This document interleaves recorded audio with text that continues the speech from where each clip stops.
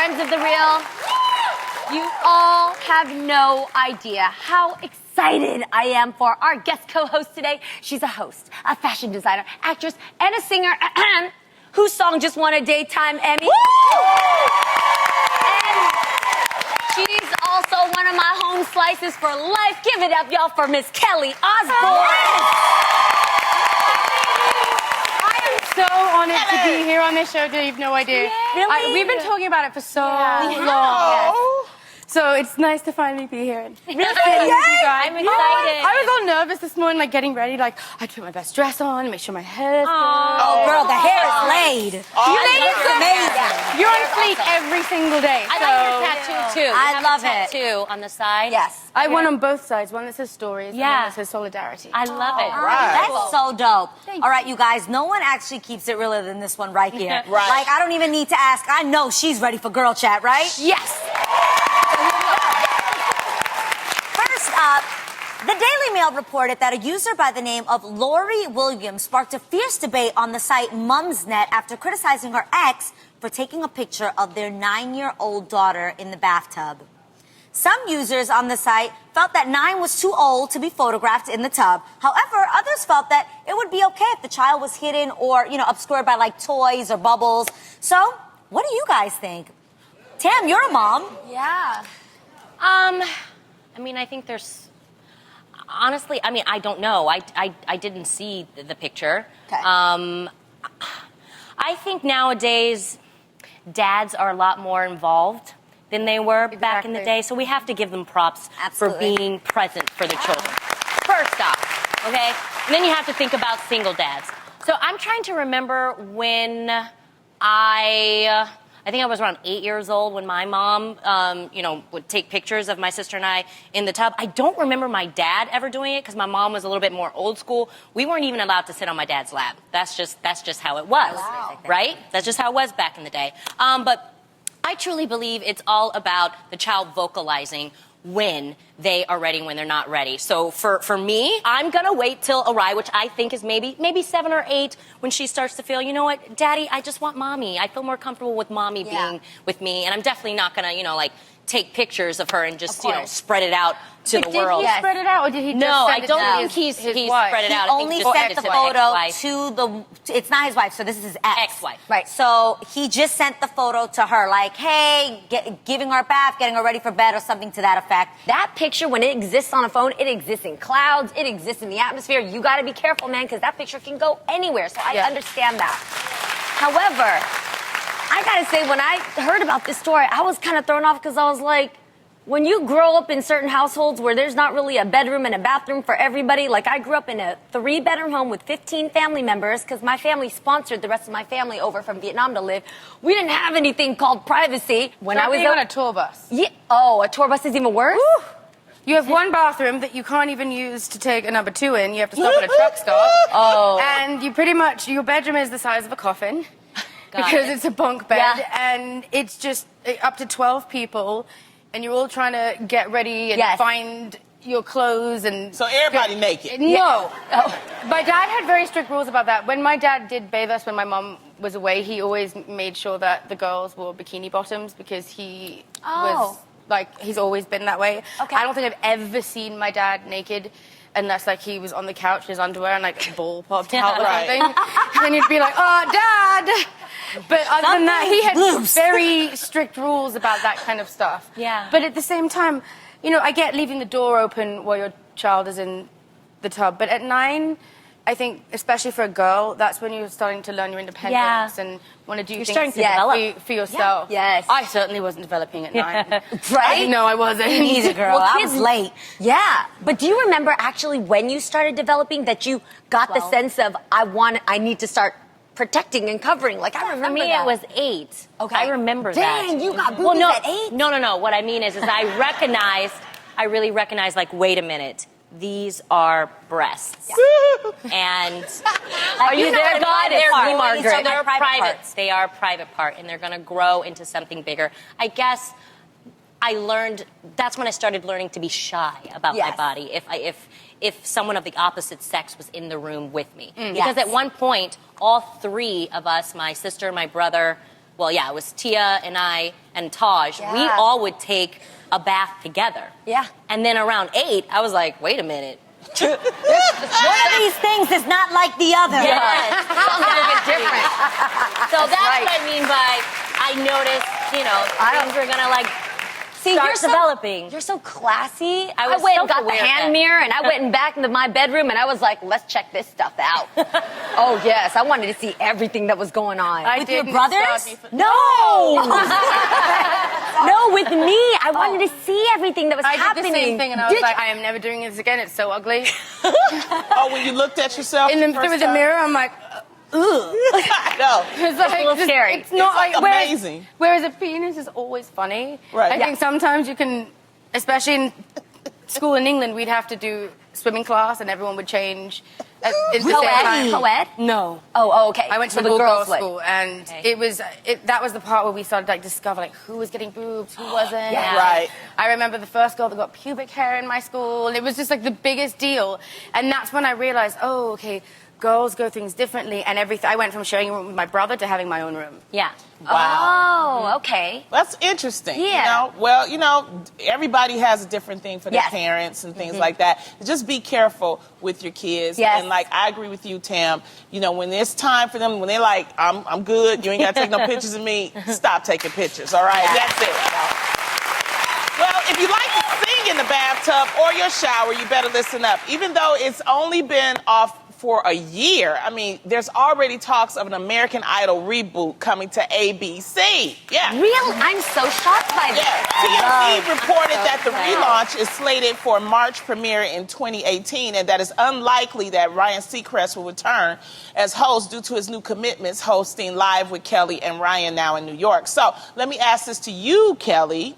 Who would you like to see for the reboot as a host and a judge for I'd be American Idol? fabulous. Yeah, I think you would.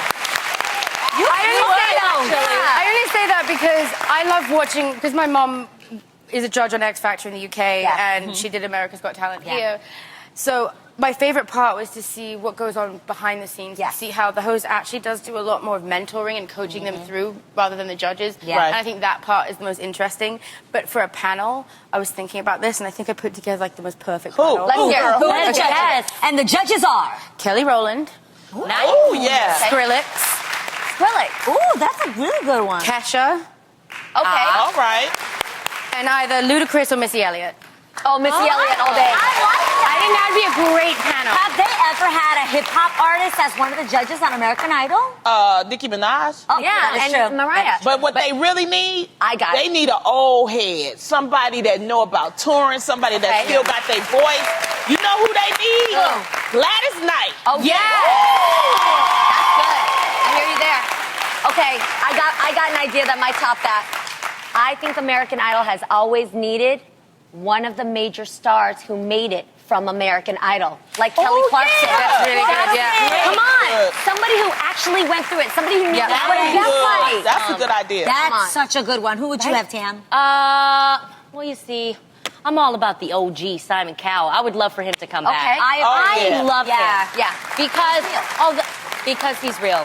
He's Whether you like He him really or is. not, he would be really honest. And I would say more than half the time, he was telling the truth. That's the thing about things Simon. that people He were tells you afraid the- to say. I'm just saying. He tells you the I truth. like- he's nice in person, though. Have you guys met him in person? He's a good friend of mine. He's like completely the opposite. Yeah. He's I never love it. changed with me. He still tells me exactly what he thinks. If I walk in the door and he's like, "What have you come dressed as today?" I'm like, "Thank you, Simon." But he's always honest, because then I'll look back and I'll be like, "Oh, he was so right." That is funny. I would want to put together like the ultimate superstar panel. Like if they told you can't sing, you're like, oh no, I can't sing, because I believe them because they're major and they know what they're doing. So I'm gonna go with Beyonce. I would take some advice from Beyonce. Yeah. And she could have some time off because of the twins and everything. See that stability for her, Yes. you know. Then I would say Kanye West. Yo, that would be entertaining. He would I'm be with the you. new Simon Cowell. Yes, he would tell you like it is, and then we gotta add Taylor Swift. Because of the energy between them And we should definitely sit Beyonce in the middle. They may be fighting on the panel. But it'll be But so that's why we interesting. watch. Can they just It'll be pull that duel entertaining. back and just throw that in the mix with those three, and I think it would be amazing. That's true. That's true. Because it's all about the energy between the judges. So I like that one. That is That's a true. good You one. know who I also like Who? that's new and hip? Because I was thinking about the legends and I was thinking about something.